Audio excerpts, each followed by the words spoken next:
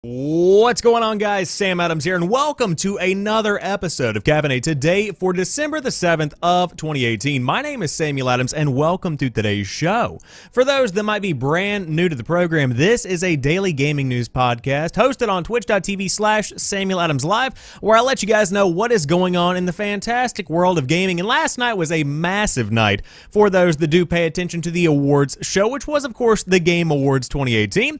Tonight, we're going to be talking about the people that won the awards. On top of that, all of the announcements that came from the show in the interim. Tons of stuff to address, and I cannot wait to dive into it with you guys tonight. But before we jump into all of that, we do have some breaking news about Daybreak Game Company, which apparently is suffering from some layoffs. But a ton of announcements happened last night. Of course, you had the winners, especially the Game of the Year, which was God of War. A fantastic experience, if I do say so myself.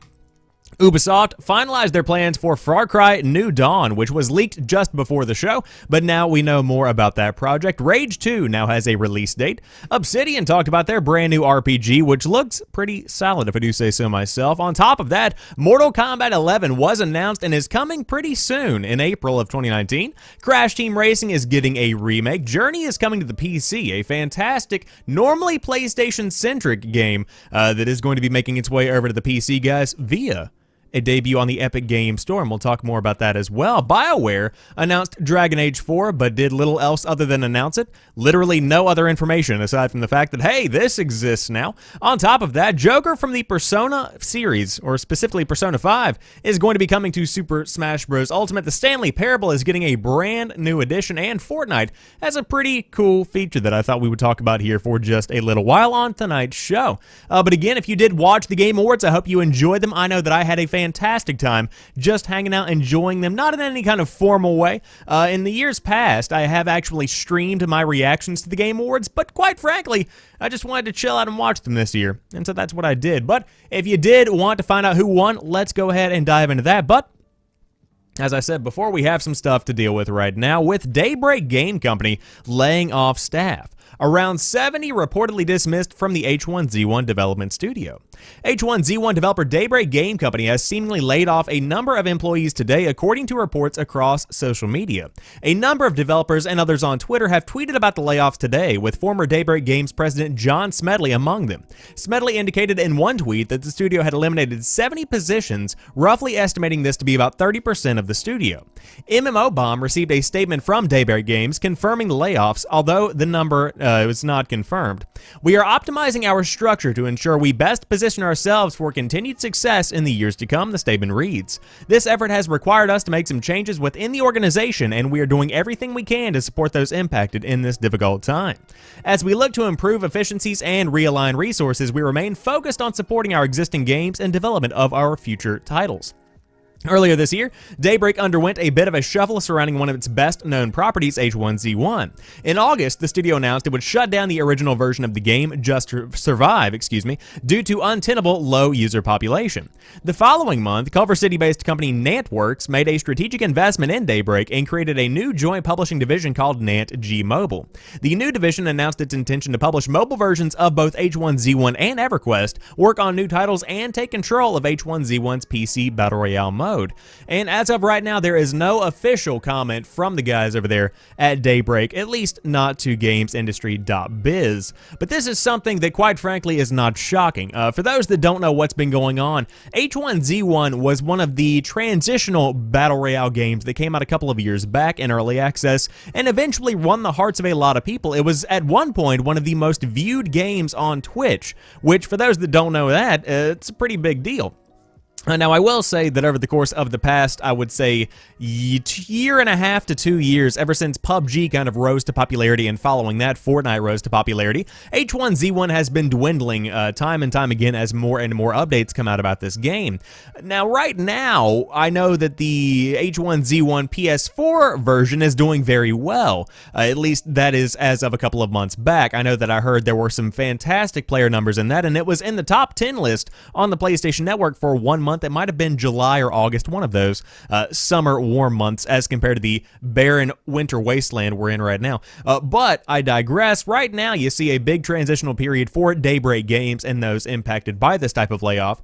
And so again, this is something that just got published moments before I went live, so we still are learning more about what's going on right now. But I did want to let you guys know that there is a bit of bad news coming for those that are fans of H1Z1 and for those that work at Daybreak Game Company before we jumped into what's going on with the Game Awards. So again, as I always say, you know, thoughts go out to those affected, and hopefully everybody lands on their feet from this one. But always bad news to get whenever any part of the gaming industry is impacted by those kinds of layoffs. However, moving on, it's time for the Game Awards recap. That's right, the Game Awards 2018 happened last night, and there was a large amount of announcements on top of that, some pretty impressive winners, which we will go through right now. Game of the Year was God of War. The best ongoing game was Fortnite. The best game direction also went to God of War. And then Red Dead Redemption 2 took home the best narrative, best score/music, the best audio design as well. A pretty impressive trio right there. The best art direction went to Return of the Obra Dinn, a game that I had never even heard of before the Game Awards last night. The best performance went to Roger Clark as Arthur Morgan in Red Dead Redemption 2, and the Games for Impact Award went to Celeste, a fantastic exploration of mental health. The best indie game was also Celeste, followed by the best mobile game, which was Florence. I am floored that PUBG Mobile did not get that, considering how large it is, but I digress. The fans and the judges voted. The best AR/VR game was Astro Bot Rescue Mission, which won out against Tetris Effect and Beat Saber. That one, again, boggles the mind. Not sure how that one happened, but hey, people voted. And on top of that, the best student game was Kombat 2018, a game that I'm pretty sure, according to the two individuals that were interviewed, is not actually out right now, but it is going to be known as Tekken when it does launch eventually in Steam Early Access, if I remember correctly. Now, the genre awards are a little bit more complex. The best action game went to Dead Cells, beating out games like Call of Duty Black Ops 4. A pretty impressive win right there. The best RPG is, needless to say, Monster Hunter World, a fantastic game that came out this year. The best action-adventure game went to God of War. The best fighting game was Dragon Ball FighterZ. Family game was Overcooked 2. Strategy game was Into the Breach. Sports/racing game was Forza Horizon 4. And the best multiplayer game was Fortnite. Now, there are the best, the Global Gaming Citizen Awards and the Esports Awards. I won't go into those too much because it gets a little bit more detailed and intricate and things along those lines.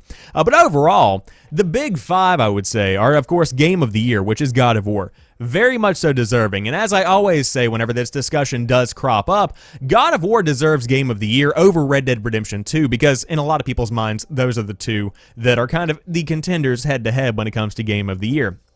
Don't get me wrong, Red Dead Redemption 2 is fantastic. This game is absolutely gorgeous. I have been playing it very much lately, since I have had more time. I'm beginning to work my way through the rest of the story. But it didn't break any kind of mind-blowingly new ground within the world of Red Dead. It took what the foundation was for the original game, and it built onto that with more narrative, with more character, and with better tech, of course, as you would expect. And it did create a fantastic experience that has, of course, years of content to come if Red Dead Online is actually fleshed out, like I think that it will be. Now, God of War, on the other hand, that was a game changer because for decades, well, not decades, but over a decade, you did have God of War established as this hack and slash, almost shallow in a way kind of experience. And then as you got more into the game, you realized that they had not only preserved the character of Kratos, they had preserved that history that he had built up over the course of the past games that had come out previously, but they created a completely and totally new experience in a new genre with a new combat style that really did break new ground for the franchise, and they did so many things well in making everything you did matter. And that's what really mattered for me in God of War. So, for those that have not played either of those games, Red Dead or God of War, you need to get on that, especially over the holiday season, if you are able to do that. Now, going on, I would say the best action game, Dead Cells, a little bit controversial, but I do understand why. The best action-adventure game, God of War, of course, a fantastic one right there. Best multiplayer game going to Fortnite is not shocking at all. On top of that, best mobile game, Florence, But we could go on. However, what you need to know is that two games really did take the show by storm, and that was Red Dead Redemption 2 and God of War. And Fortnite, but I mean, hey, whenever you have Ninja and Pepe the Muppet up there on stage showing off what you got coming down the pipe, I mean, what else do you expect, really, when it comes down to it?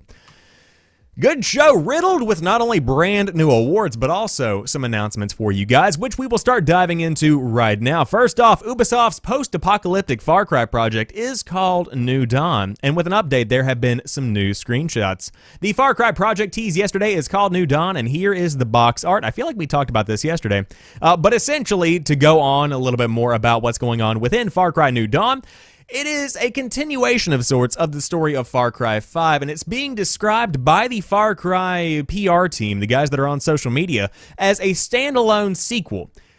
I'm not entirely backing that type of PR, but hey, it is what it is, and I sort of understand what this is, and I think that I'm understanding correctly when I make the assumption that this is kind of like what Blood Dragon was to Far Cry 3, New Dawn is to Far Cry 5. It's essentially one of those kind of interim standalone games where I would guess it's going to be priced at around $40. I don't know if it's up on stores right now, but it seems to be one of those games where it was developed and it is a little bit too big to be a DLC, but also not big enough to be its own game. However, of what I saw from the trailer, a really good-looking trailer overall. I'm a big fan of what I'm seeing here. But overall, you just need to know that Montana got nuked, and now that cult that you remember from Far Cry 5, hey, they're back, sort of, kind of. And now some people that grew up during the nuked period are beginning to kind of reform a society full of deranged, insane people, and I love that kind of concept. Now, I have seen a lot of content on social media talking about how this is a better Fallout than Fallout, and I mean, you're not wrong. So we'll see what this actually does end up being. Right now, you have some pretty interesting protagonists. I will say that I'm very interested in the story they are presenting. And I do want to go back and finish Far Cry 5. That's actually a game that I never got around to finishing in 100% completion when it comes to the story. So I'm going to be going back and revisiting that one. But as far as the New Dawn Far Cry sequel/standalone DLC goes, very excited, and it should be coming out right around the spring of 2019, I believe. Hold on. Far Cry New Dawn. Let's see what we got here, because I want to make sure you guys know the best of the best. So here we go. Far Cry New Dawn release date, prices, bonuses, etc. with the pre-order guide, just in case you did want to get in on that early. So it's going to launch February the 15th for $40. My bad. There you go. More info for you guys right here on the best news show you could ever possibly find for gaming news.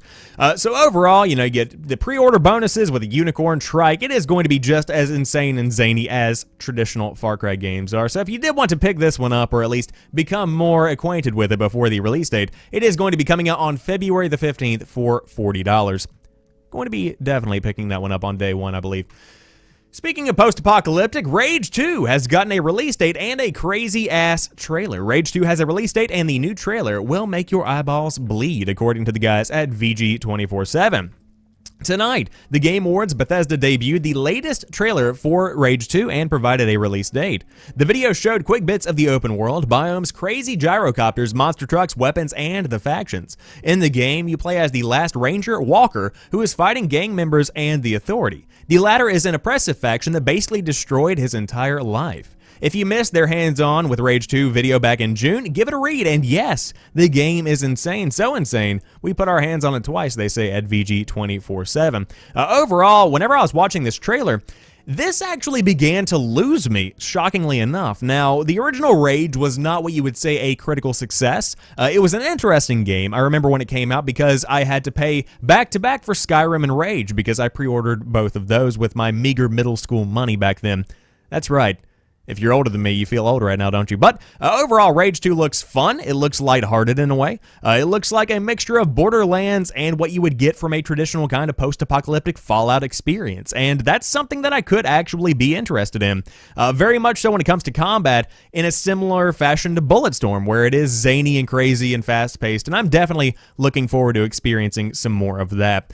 So again, we'll see what happens. And the release date is on May the 14th on PC, PS4, and the Xbox One. So we'll see if the Avalanche team can actually bring that zaniness over into the world of Rage 2, and I think that they probably can. But man, tons of post-apocalyptic news coming out during this entire little period right here, the past couple of weeks, really.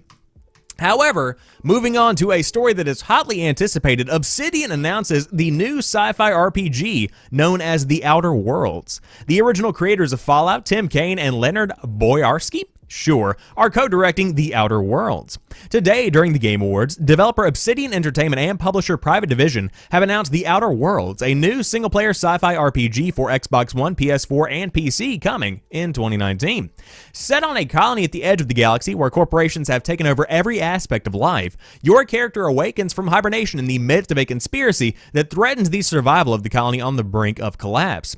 As a true single-player RPG, you can build your character into several different playstyles, choose and manage your companions, and drive the story through your decision-making, branching dialogue, and the actions that you take. The Outer Worlds appears to be a bleak take on commercialism run amok, with a strong undercurrent of dark humor throughout the setting and characters. Quote, "There's something very special about the combination of my lighter humor and Leonard's darker take on things," said co-game director Tim Kaine via a prepared statement. It affects everything in the game. The setting, the characters, the dialogues, plus we have a great team here at Obsidian, and we're making sure The Outer Worlds delivers The Outer Worlds delivers what players want from a new RPG universe. And this is a game that took the show by storm. I am incredibly shocked that I didn't hear more about this before it came out. Of course, Obsidian has been teasing some kind of announcement on their Twitter for the better part of this entire week, where there's just been a lot of countdowns, a lot of question marks. Nobody really knew what was coming aside from this type of advertising that did kind of have a BioShock Infinite or even earlier BioShock vibe, where it was kind of one of those 1940s ads-esque campaigns, and I was a very big fan of that type of thing. But The Outer Worlds, whenever you're looking at it, is truly a cinematic RPG experience like you would expect from Obsidian, and I'm a big fan of what I'm seeing so far. One of the first things you notice is the branching dialogue, and that's something that has been absent from games like Fallout 4. I mean, whenever you look at it, it was a simplified dialogue, section of the game, still maintaining what Bethesda is known for, but not with the same level of depth. Now, whenever you're looking at Obsidian's project, you'll notice a lot of branching dialogue, specifically in screenshots found via Steam. That's something that a lot of fans of RPGs have been wanting for a very long time. So what you're getting here with The Outer Worlds is a game that has a lot of depth to it, a world that is very much so fleshed out. And of course, as they did show with Fallout New Vegas, the guys at Obsidian can do very well with this type of project, and I'm excited to see what this does entail. Also, as a side note, this old man right here, I am fairly sure, judging by not only the facial expressions, but also the way that he speaks, I believe this is actually the insane medicine doctor from Far Cry 3. I could be mistaken about that. However, Obsidian totally came out and totally took the show whenever it comes to The Outer Worlds. So I love the humor, I love the world, I love the colors, I love a lot of stuff about what I'm seeing so far from The Outer Worlds. And so we'll have to see how it shapes up in 2019 when it does release on the Xbox One, the PS4, and the PC. Glad it's not an Xbox One exclusive. I was a little bit concerned considering the acquiring of that studio, but thankfully, not the case right now. That would have been really, really sad. However, for those that are more into gore and guts, boy, does Mortal Kombat 11 have what you're looking for, because it's arriving in April of 2019, and it looks mighty gory. It looks really, really good. Mortal Kombat 11 exists, and it's due to launch on April the 23rd, complete with classic characters and buckets of blood. NetherRealm announced the new game in a surprise segment during the Game Awards, showing off a cinematic battle between Raiden and Scorpion. It's a real nail-biter, or nail-breaker, or bone-breaker. Okay, it's all of those things together. NetherRealm is planning to host a reveal event for Mortal Kombat 11 on January the 17th. Until then, enjoy the reveal trailer and all of its stabby, spine-stealing goodness. And man, was this crazy. So for those that didn't watch along with the Game Awards, essentially what happened was somebody from NetherRealm, I believe, came up to present an award, and whenever he went to go show the games, as you do on the big screen, the lights went out, and all of a sudden, here was this giant, gutty, glorious, gory trailer just there showing you this amazing cinematic from Mortal Kombat 11. Now, for those that are a little bit weak in the stomach, so to speak, for those that don't like the guts and gore, Mortal Kombat is quite frankly not going to be your thing. However, for those that are like me, that don't mind that, and in fact encourage it, this is absolutely beautiful on so many levels. I love everything about Mortal Kombat 11 that I'm seeing so far. Specifically, I love the fact that Scorpion just gets his shit pounded in. It's just crazy what happens in this trailer. And of course, you know, it is what it is with Mortal Kombat. You know what you're getting from this. And of course, the way the technology has advanced since the last Mortal Kombat game came out, I cannot wait to see what the brutalities look like here. There's always a huge amount of creativity when it comes to what you get from Mortal Kombat. But as for right now, you just can't help but be excited about what we're seeing so far. So, again, if you are excited about Mortal Kombat, you can get in on the beta. You can get a new, I believe it's Shao Kahn. Yes, pre-order and get Shao Kahn and beta access. And you can pre-order on console starting today if you did want that. And also on PC if you did want to get it on that platform as well. So we'll see how this one shapes up on April the 23rd. But man, I cannot wait to watch some amazing brutalities. Something else I can't wait for. Crash Team Racing Nitro-Fueled revives a classic, and it's coming out on June the 21st of 2019. Never have Bandicoot Motorsports looked so good, and I must admit, the nostalgia in my heart tells me yes to this purchase. What? Did you think that Activision would stop at remastering the first 3 Crash Bandicoot games? True to the teasers, Activision and Beenox have revealed Crash Team Racing Nitro-Fueled. The overhaul of Naughty Dog's marsupial karting classic, it's a little tongue twister there, includes all of the familiar characters, tracks, and game modes of the PlayStation original, including Battle Mode. Yes, but throws in massively improved graphics and naturally online play. The Crash Team Racing redo arrives on June the 21st, 2019 for PS4, Switch, nice, and the Xbox One. The ordinary version will cost you $40, but hardcore racers can pick up a $60 Nitros Oxide edition that unlocks its namesake racer from the outset, in addition to throwing in Oxide's kart and space-themed player skins. You can still unlock Oxide and his kart in the regular version, it'll just require considerably more work. And so, for those that have been waiting with tired eyes and desire and I don't know, lust, whatever you want to have, you now get this Crash Team Racing remake, because I know this is something so many people were hoping for whenever you saw the original Crash games getting a remake. And as somebody who grew up on this game, I'm very excited about this. I was never big into Mario Kart, but when it came to Crash Bandicoot, that was where my bread and butter was. I love the look of the game, the feel of the game, the flow of the game. It's going to be a pretty big hit, if I do say so myself. Part of me was hoping it would be some kind of DLC for the Crash trilogy, but I understand why it's not, and the fact that it is getting its own game means there's going to be a lot of content here, a lot of beautiful graphic enhancements, all of that good stuff, and true care is going to be paid to this classic, and hopefully it is going to be a pretty good remake, and I have faith that it very well will be. So we'll see how this one shapes up. Again, this one is going to be launching on June the 21st of 2019 for those that want to fuel their nostalgia binge and get in on some of that action. However, speaking of nostalgia, because this game's old enough to qualify for it now, Journey is making its PC debut on the Epic Games Store. It felt like I'd never see the day, but Journey is finally making the trip over to PC and on the shiny new Epic Games Store to boot. If you paid close attention to the Game Awards last night, you may well have spotted this gem of a game amongst the other host of titles which Epic is launching in its new digital storefront. Now, Journey has a page on Epic's site, although we still don't know when the port is due to arrive. It seems like rival platforms such as GOG and Steam are yet to obtain the game, making this another significant release for Epic. Journey first released as a PlayStation 3 exclusive in 2012 and received a well-earned Eurogamer 9 out of 10 for its sweeping visuals, minimalist but effective game mechanics, and unusual co-op design. It essentially is a pilgrimage through an isolated desert landscape, but random players can join you in your travels, and the only way to communicate is via limited noises and movement. As ever, Christian Donlin's review is certainly worth a revisit and should help you get excited for the game's port if you weren't already calmly jumping for joy. Journey is a beautiful game. For those that have never played it, it's on the PS4 right now, and I believe it was given away for free via PlayStation Plus a couple of years ago, but it really is one of those games as art examples where you just look at it and you can't help but be amazed at what they are bringing to the table here. I'm glad to see that it is coming to PC, but what I want to focus on with this story is not necessarily the fact that Journey is coming, but the fact that Epic Games is doing some big things with their Epic Games Store, and I want to take this moment to explain my mindset, and I might even make this into a video tomorrow or at a later date. But right now, of course, earlier in the week, we had the Epic Games Store revealed, where it is essentially a competitor to Steam. It's a brand new way to purchase games and get free games. As a matter of fact, right now you can get Super Meat Boy and Subnautica for free on the Epic Games Store if you did want to check that out. However, With that being said, what you're beginning to get is Epic Games kind of conditioning the younger generation of gamers, because everybody between the ages of, I would say, 7 and 13 or 14 right now, I would say even higher than that, 16 maybe, no, they know what Epic Games is. They know what the company does, and they know it because of Fortnite. And so let's say that Fortnite begins to die down, and these people know Epic Games. They have heard this before.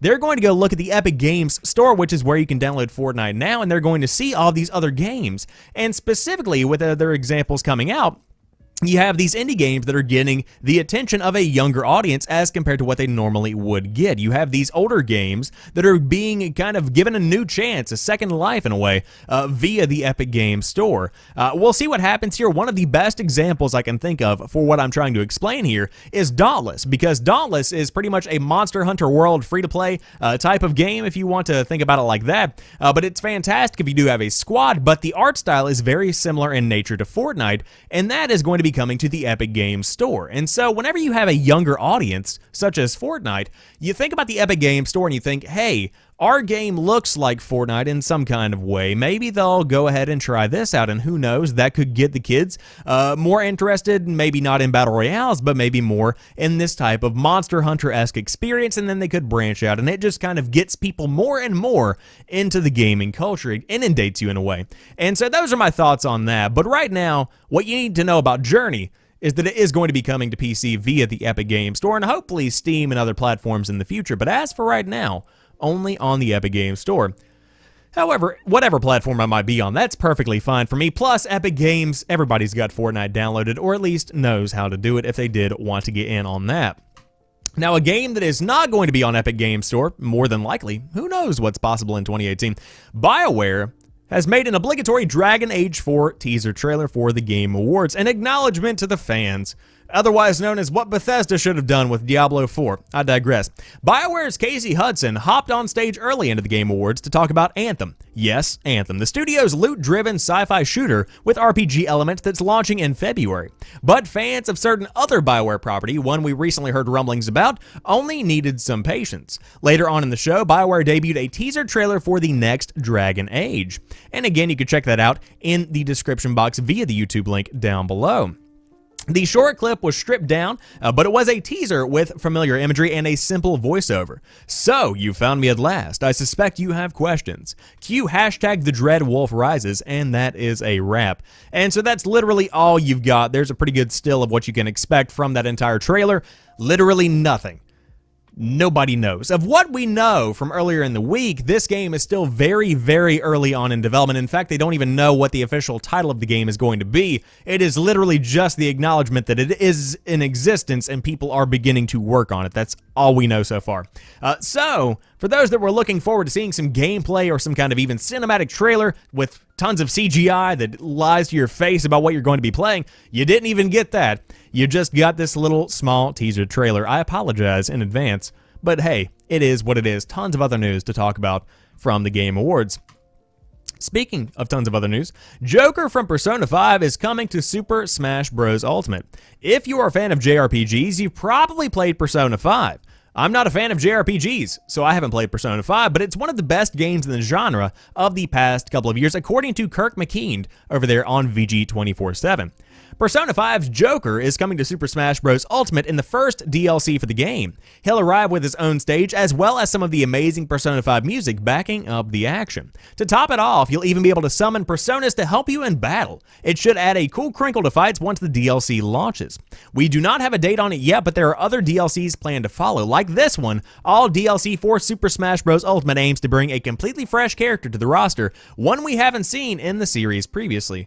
And let's contemplate with a sip of coffee. It's pretty good stuff right there. Hold on, another one. Oh, there's a Switch snap there for you. But the podcast listeners love that one. However, this is a cool piece of news here because, number one, Persona fans tend to have some kind of connection to the Nintendo Switch audience. I would say that a lot of people would like to see Persona more fleshed out on the world of the Nintendo Switch. Of course, I believe Persona came out on the Nintendo Switch. Let me Google that real quick. Rumor has it the Persona 5 is coming to the Switch in 2019, according to the NintendoSoup.com 17 hours ago. However, I would love to see that happen, but back to the matter at hand. This is really cool because of what Reggie Fils-Aimé said after the reveal. There was no real detail as to what was going to be happening with Joker outside of the fact that you would get the character on top of stage and music and all that good stuff. But what he did say is that this kind of gives people a perspective as to where they're going with DLC for Smash Bros. In the future. It's not going to be Nintendo IP necessarily. It's not going to be something that you expect. It's going to maintain this kind of level of unexpectedness where you have no idea what you're going to be getting when it comes to the next DLC. And that's very exciting because if you had told me that Persona was going to be coming in some way, shape, or form to Super Smash Bros. Ultimate, I wouldn't have believed you, and that's what I want the legacy of Super Smash Bros. Ultimate to be. I want people to look back on this and say, oh my gosh, I can't believe that actually happened. And that's what I would love to see continued as time does go on. But right now, what we know is that Joker from Persona 5 is going to be coming to Super Smash Bros. Ultimate in its first DLC, which should roll out every couple of weeks, months, etc. Enough time frame for you to really get acquainted before they throw in a completely new character that will completely screw up the meta. That's how fighting games work, isn't it? That's what I was told. But if you wanted to pick up Super Smash Bros. Ultimate launched today on the Nintendo Switch, if you did want to pick it up, 60 bones will get you one of the best fighting games in history. People love this game, and for good reason. Good-looking game, well-performing game, and tons and tons and tons and freaking tons of brand new characters. It's crazy what they've done. It's crazy what they've done. However, speaking of something that is absolutely insane, the Stanley Parable expands yet again in Ultra Deluxe Edition. Splendid Walk Olafur, the Stanley Parable is being revisited and expanded again in an Ultra Deluxe Edition. This will bring new endings, new choices, and I'm sure so very many new secrets. The main goal of Ultra Deluxe is to bring the game to consoles, but hey, it'll come out our way too, so we all win, they say as PC gamers. Have a peek at Stanley's anguish in the announcement trailer, and you can check it out right now. It's pretty much what you would expect. There's a narrator that goes on about what's been going on in the Stanley Parable, and essentially the best line from the Game Awards, aside from "Read it, boy," from the guy that did Kratos' voice, is actually the end of this trailer where he says, "Daddy needs a third swimming pool," and then he tells you that the game is going to be coming to console. So overall, new areas, of course the console port, that's pretty much what you need to know, and more Stanley Parable. And for those that have not played the Stanley Parable, the idea behind the game is that you are an office worker who begins to break out of this monotonous trend of daily life and begins to go out and experience life. And there was actually a Steam achievement for not playing the game for 5 years, and instead you go out and live your life. Or you can do what so many other players did and just abandon that game and move on to other better games. But I digress. Good narrative here, and with more areas to explore and new content to introduce, hey, I mean, why not? And also on top of that, it's going to be raining money for the devs, and they will in fact be able to buy a third swimming pool. So if you did want to pick up the Stanley Parable, what is it, Ultimate Edition, Ultra Deluxe Edition, then that is going to be coming out next year on the PS4 and the Xbox One, as well as the PC, with new endings, new choices, and new platforms. There you have it. And the final story of the day, Fortnite has a brand new area that was added during the awards show last night. Fortnite's new block area will feature player creations, a really cool addition to the game. Fortnite is a game that just won't stop. In addition to announcing a brand new creative mode this week, a new Epic Game Store, and the start of Season 7, the devs behind the BR game announced the block today at the Game Awards, an area of the Battle Royale island that will highlight some of the best creations made by players in the new creative mode. You can load Fortnite right now and see it for yourself at the Risky Reels location, which has been cleared to make space for a brand new addition. To enter the competition, players must build something in creative mode and share it on social media using the hashtag #FortniteBlockParty. Whatever fans make must follow the new code of conduct, which disallows things like pornographic content and hate speech. Here, Epic is going into the nitty-gritty of what makes a submission viable for the block. So this is pretty much what you need to go by. Number 1. A 25 by 25 tile area on a flat section of your island. It's very important that your creations can fit nicely on the block. Try to keep your memory used less than 50,000. Efficiency is just as important as creativity. Chest, floor loot, and vehicle spawns will be determined by Epic. No need to include those. Right now, the space is empty, but given how frequently Fortnite updates, it's probably just a matter of time before that changes. Creative mode is currently available for anyone who purchases the Battle Pass, and it should be coming next week to those that did not. Fortnite is ending the season with a bang. After weeks of teasing a winter storm, a creative mode that promises to make Fortnite the next Minecraft, and a store that may be the first real competitor to Steam, we've got one more thing to look forward to, and there are still so many weeks left in 2018. Also, to link Blood in the chat, what's going on? Welcome to the show. So, this is a fantastic experience and a fantastic way to engage the player base, because what you have is pretty much this way that people can actually get their creations in the game, and especially for the younger audience, this is something that would be life-changing, because this could influence somebody to become a game developer. This could inspire people to pursue their dreams, whatever it might be.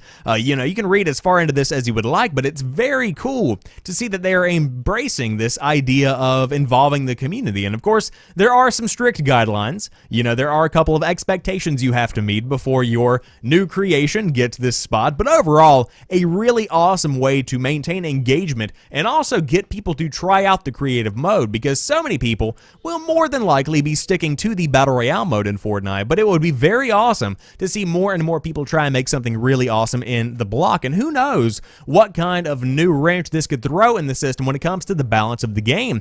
A brand new awesome section of the map very well could be a game changer for those that do want to play that part of the map well, and if the zone closes in on that section, who knows what could happen. It could be very exciting.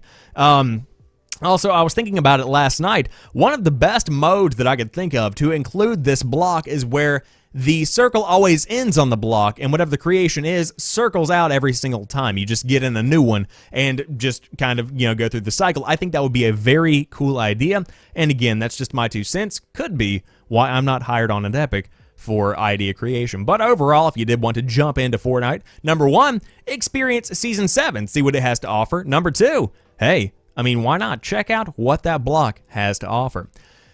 However, that wraps it up for today's episode of Caffeinate. Before we go, I see we got 5 bits in the chat from Linkblood. Have you seen that Joker is going to be the first DLC character for Smash? We did. We talked about it. I am very impressed with where they're going with the DLC. Cool stuff, my dude. Tons of stuff from the Game Awards last night, including the fact that Joker will be included.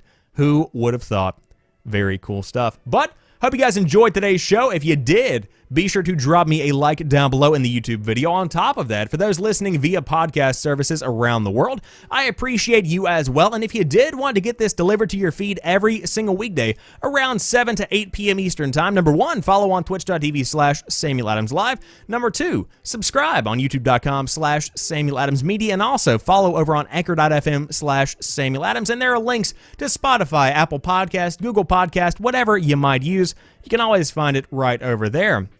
But that wraps up today's show. I hope you guys have a fantastic rest of the night, and I will talk to you on Monday for a brand new episode.